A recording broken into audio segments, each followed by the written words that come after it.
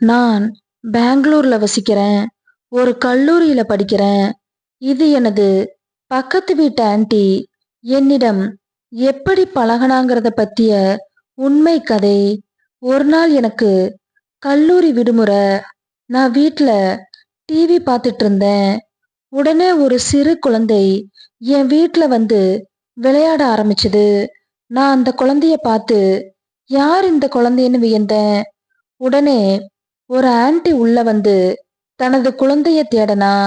நான் உள்ளதான் இருக்குது, உங்க குழந்தையான்னு சொல்ல அவ குழந்தைய தூக்கிட்டு என்கிட்ட பேசினா. நான் அவளை பத்தி கேட்க அவ பேரு ஸ்வேதான்னு சொன்னா.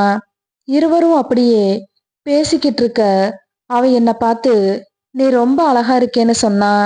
நான் அவ சொன்னது புரியாம அப்படியே நின்றுகிட்டு இருந்தேன். அவ அப்ப போயிட்டா. அடுத்த நாள் அதே போல அந்த குழந்தை என் வீட்டுக்கு வந்து விளையாடுச்சு. நானும் அந்த குழந்தையுடன் விளையாட ஆன்ட்டி மறுபடியும் குழந்தைய தேடி வந்தா. அப்போது ஆடை முழுசும் ஈரமா இருந்துச்சு. துணி துவைச்சிருந்தது போல. வெகுவா மூச்சு விட்டுக்கிட்டே இருந்தா. நான் அவளுக்கு தண்ணி கொடுத்து பேச ஆரம்பிச்சேன். உடனே குழந்தை அழ ஆரம்பிச்சுது. குழந்தை பசியுடன் இருக்குது. குழந்தைக்கு கொடுக்க வேண்டும்னு சொல்லி நின்னா. டிவியில ஒரு நாடகம் போயிட்டு இருந்துச்சு. அவ டிவி ஏதோ ஓடலைன்னு சொல்லி நான் இங்க டிவி பாத்துக்கிறேன்னு சொன்னா. நானும் சரின்னு சொல்லி அவளை சோபால உட்கார சொன்னேன். அவ அமர்ந்து டிவி பார்த்துட்டு இருந்தா. குழந்தை மீண்டும் அழ ஆரம்பிச்சுது. அவ டிவி பார்க்கறதுல ஆர்வமா இருந்தா. உடனே அந்த குழந்தைக்கு ஊட்ட ஆரம்பிச்சிட்டா. நான் அவ பக்கத்துல அமர்ந்திருந்தேன். என் கண்கள்ல நல்லா தெரிஞ்சுது. அவ அப்பவும் டிவி பார்த்துட்டு தான் இருந்தா. பின் விளம்பரம் போட நடப்பத அவ அப்பதான் உணர்ந்தா. அப்போது குழந்தை உறங்க ஆரம்பிச்சிடுச்சு. இருவரும் ஒருவரை ஒருவர் பார்த்துக்கிட்டு இருந்தோம். நான் எனது முதல் நகர்வை செஞ்சேன். எனக்கு பசியா இருக்கு, எனக்கும் கொஞ்சம் கொடுக்க முடியுமான்னு கேட்டேன். அவ ஆச்சரியப்பட்டா. அவ சரி செஞ்சுக்கிட்டு குழந்தைய தூக்கிட்டு அவ போயிட்டா. எனது பெற்றோரிடம் என்ன மாட்டி விடுவான்னு நினைச்சேன். அன்று மாலை நான் என் ரூம்ல இருந்தபோது அவ என் வீட்டுக்கு வந்து என் அம்மாவிடம் பேசிட்டு இருந்தா. நான் பயந்துட்டேன். பின் அவ சென்றுட்டா.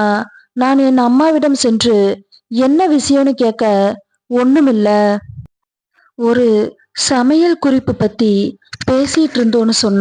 நான் கொஞ்சம் சமாதானமானேன். அடுத்த நாள் அவ தனியா என் வீட்டுக்கு வந்து நாடகம் பார்க்கணும்னு சொன்னா. நான் டிவி போட்டுட்டு வேற வேலை செஞ்சுட்டு இருந்தேன்.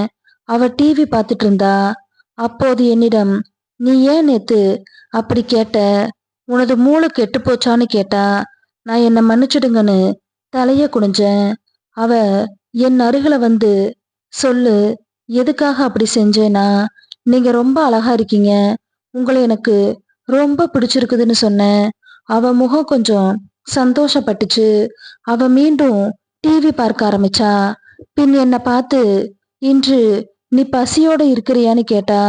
அந்த வார்த்தைகளை கேட்ட உடனே எனக்கு என்ன சொல்றதுனே தெரியல. நான் அவளை பார்த்துட்டே இருந்தேன். அவ திரும்ப என்ன பார்த்து பசிக்கலையான்னு கேட்டா. நான் உடனே நான் எப்போதுமே பசியுடன் தான் இருக்கிறேன்னு சொன்னேன். அவ என்ன அவ அருகில் அழைச்சா. உன் பசிய போக்கிக்கோன்னு சொன்னா. அவளை பார்த்து சிரிச்சு நன்றி சொன்னேன். பரவாயில்ல, நானும் பசியோட தான் இருக்கிறேன்னு அவ என்ன பார்த்து சொன்னா. அவ வார்த்தையை கேட்டு நான் எப்படி உங்க பசிய போக்க முடியும்னு சொன்னேன். அவ குறும்புடன் சிரிச்சபடி உனக்கு வேண்டுமோ அதை எடுத்துக்கோன்னு நான் சொல்ல. அவ தயக்கத்தோட அவ ஆச்சரியப்பட்டு கண் விரிச்சா. இருவரும் அரை மணி நேரம் பேசிட்டு அயர்ந்து தூங்கிட்டோம். அவ தனது வாழ்வுல இதுதான் சிறந்ததுன்னு சொன்னா. இது போன்று எனக்கு நிறைய வேணும்னு நான் சொன்னேன். நன்றி.